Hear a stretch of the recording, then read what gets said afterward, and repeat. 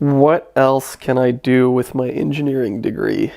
Chatbot, how can I use you to make easy money? Is it too late to start an OnlyFans?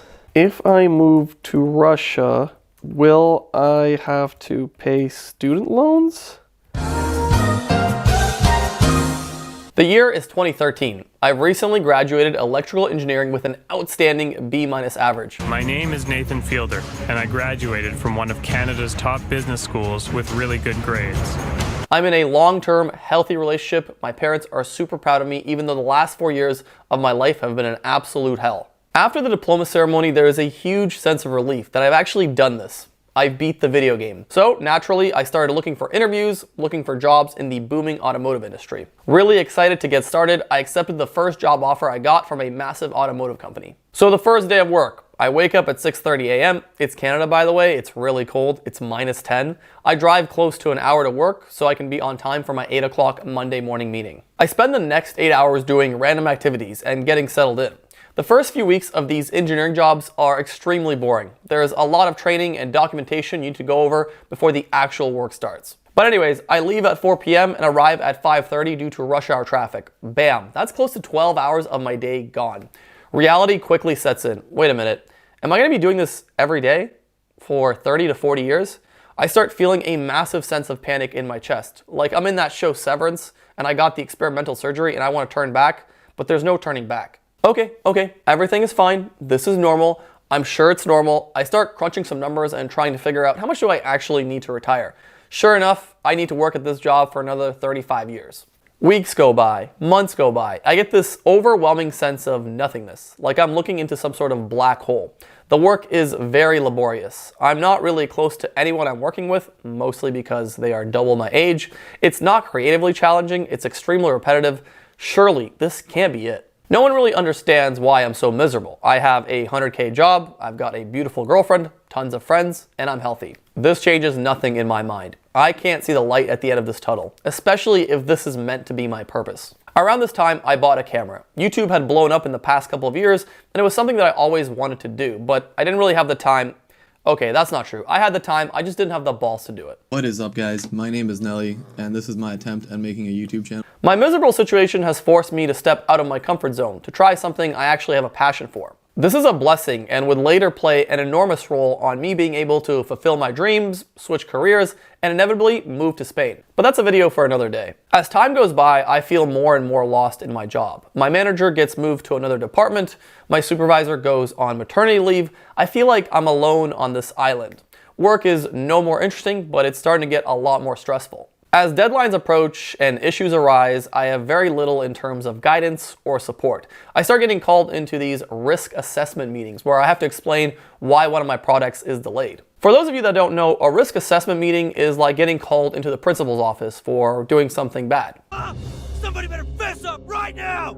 I'm gonna find out who did this!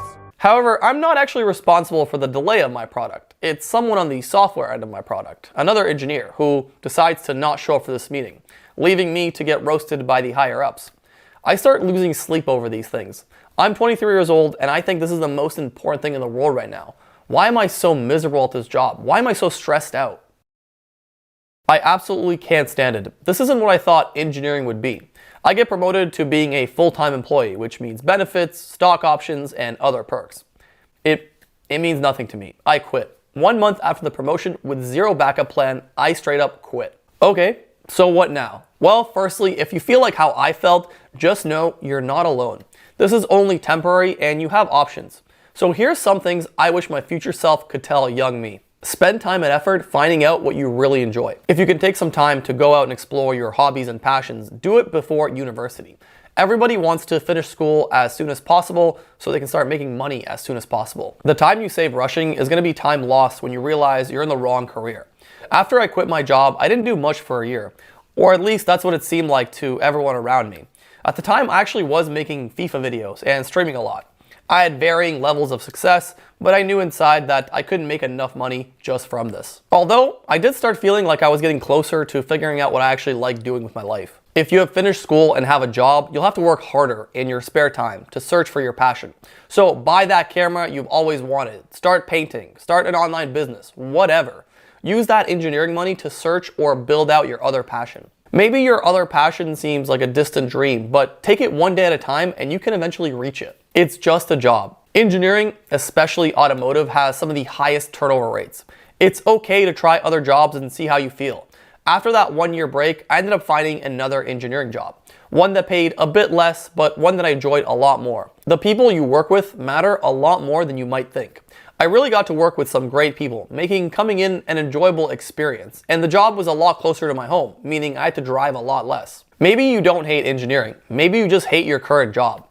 For me, I had a realization that although this was an ideal job, it wasn't what I wanted to do with my life. It gave me closure. 3.5 years of work in this field was enough time for me to admit to myself, I don't want to do this. This is a nice place, but it's still the wrong place. The metaphor I always use is that your wrong career is like a train going in the wrong direction.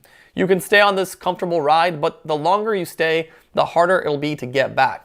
Or you can just get off as soon as possible. The choice is yours. Use all your free time to grow in the other thing. Listen, I'm not saying you should start slacking off at work, but if you have opportunities to get ahead in your other path, why not take them? Ultimately, you're not going to be in this field, so why kill yourself trying to grind up the ladder? Do you feel bad for using company time to do other things? Don't. Don't kill yourself for a job that would replace you within a week. I have many friends that don't want to be doing what they're currently doing. When I ask them how they've tried to resolve this problem, they tell me they don't have time. Well, make some damn time, or don't complain. The world isn't fair. Time flies by. You'll wake up one day realizing that you've lost many years of your life doing what you hated. I personally really enjoyed YouTube. I loved being creative. I liked making people laugh. I used to write scripts to videos at work to get ahead of my content. I would write a script at work, I would go home and film. Then come back and look at the footage and see where I can add clever edits or what needs to be fixed. Doesn't seem like much, but this saved me countless hours in the long run. Alternatively, you can ask for more grunt work which serves no purpose in your own betterment, and it's not like you'll get paid more for doing it. So the big takeaways. I want to tell you guys the big enchiladas. Okay. You're not alone if you feel like you're in the wrong career. I hope that this video will help take you in the right direction going forward in your life. I switched careers 2 years ago and I moved to Spain, and I've never been happier. My goal is to help others that might be on a similar path but don't know if it's possible or how to get started. If you want to learn how I did it, follow this channel for more content. Hasta luego.